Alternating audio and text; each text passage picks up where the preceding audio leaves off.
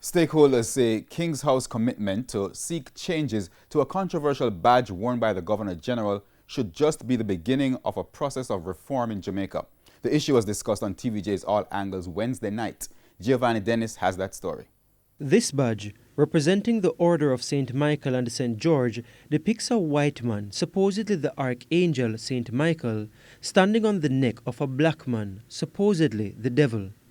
Its resemblance to the George Floyd killing has sparked controversy, with this online petition calling for its abolition.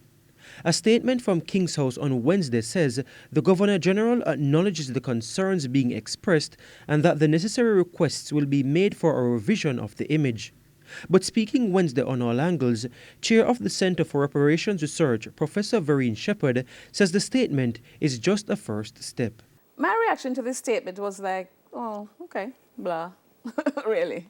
And let's see where we go from here. And it's not only these emblems, though, you know. We have to have, I agree with you, we have to have a deeper conversation, because there are churches in Jamaica, there are communities in Jamaica which every day celebrate Europeans and planters and people who were enslavers.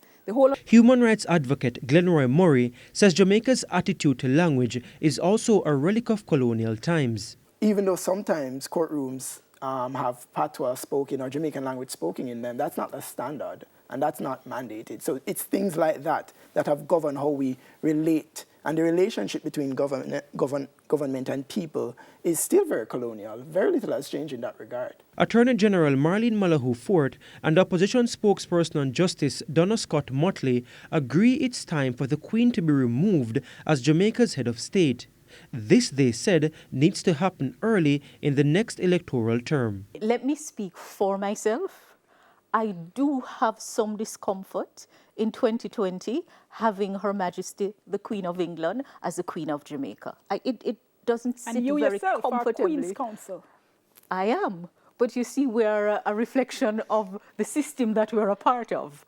But fundamentally for me, it's about building out a governance system that is fair, that is just, and that reflects the will of the people, and take out the worst aspects of the symbolism. Because the truth is, there's a lot of pain and hurt that we've carried forward in the constitutional monarchy. I would unhesitatingly say yes. So we're agreed. Unhesitatingly, that it has to be a priority.